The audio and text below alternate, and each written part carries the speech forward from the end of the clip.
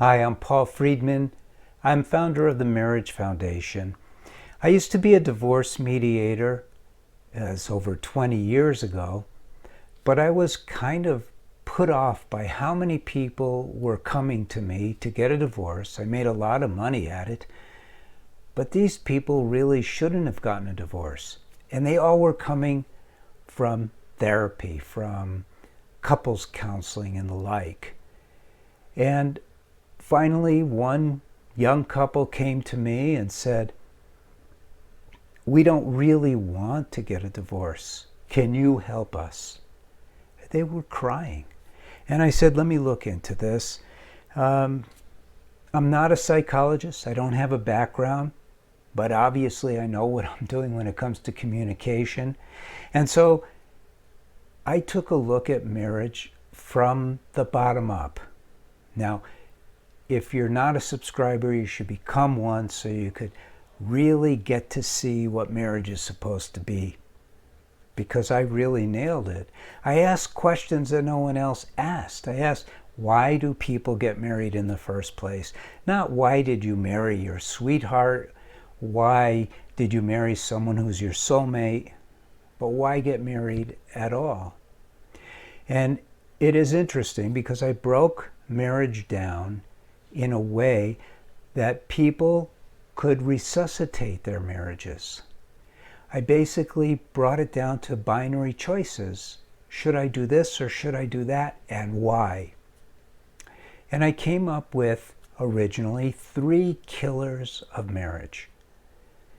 Now, you're probably wondering, when is he going to get to the topic of this video? And the topic is, my wife takes me for granted. And I got here by telling you there were 3 killers of marriage. And the number one killer that I discovered existed in every single marriage that had broken down is overfamiliarity. Overfamiliarity translates into taking each other for granted. So it's not a shock that someone would ask, what do I do about it? My wife takes me for granted. And trust me, it's 50-50 proposition. Women have the exact same complaint and in the same marriage. You see, overfamiliarity is the problem. And we're trained to be overfamiliar by what we see on television, what we see at the movies, what we read about. We're misinformed completely.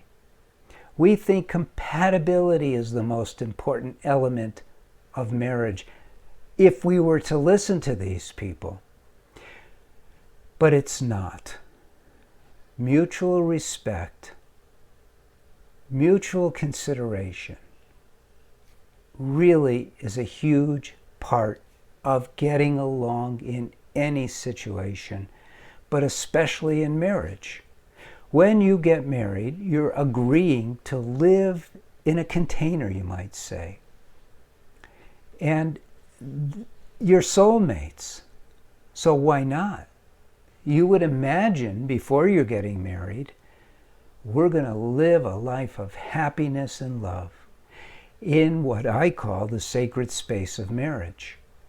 But pretty soon, soulmates turn into cellmates because they don't know how to behave.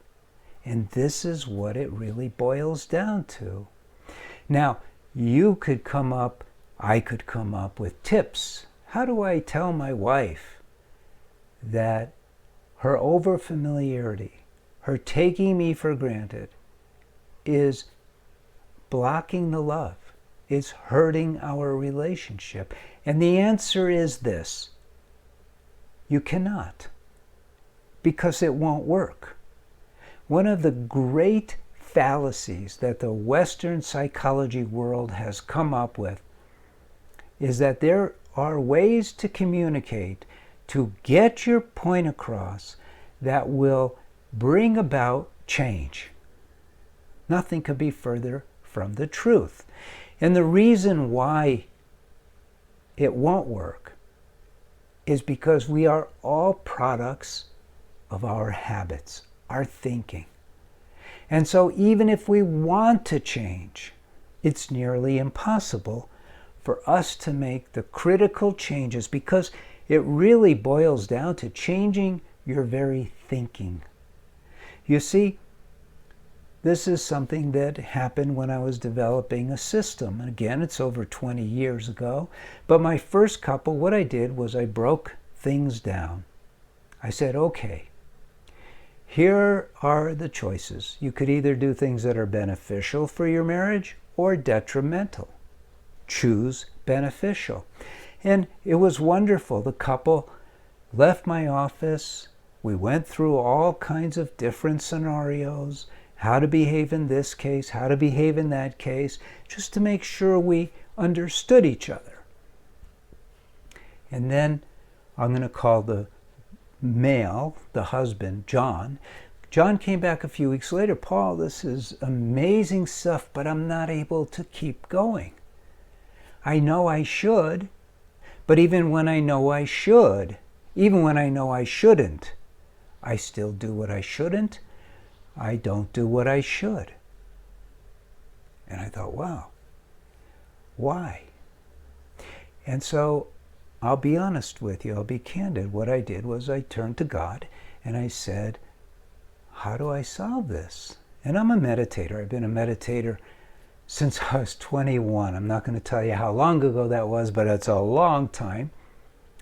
And so it was normal. It's normal for me to tune in to what you might call the whispering voice of God, our conscience.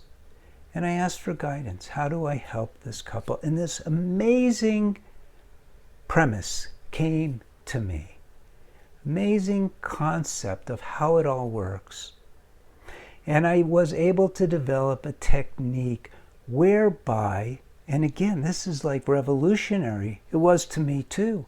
Whereby we learn how to control our habits. That's what I was shooting for in that particular situation. But then it became pretty obvious soon enough that we also need to learn to control anger, to get rid of it, to eliminate it from our consciousness, to control our emotions, which the therapists again say you should honor them, but it's nonsense. You should not honor your emotions. I turned it upside down, and I created this technique called the SO technique. Stop, evaluate, and act with wisdom. The first part is to stop. Stop your mind. Stop yourself from behaving in a way that is detrimental.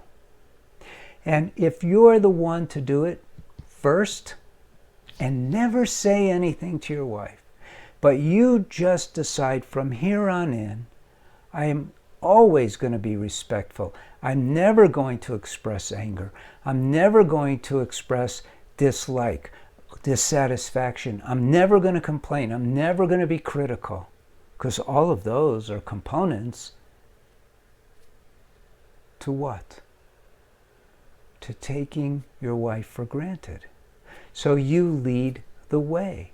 Cut out the overfamiliarity.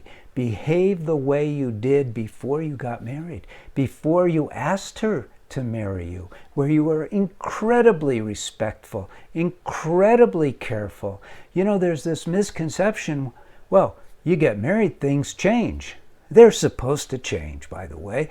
They're supposed to improve.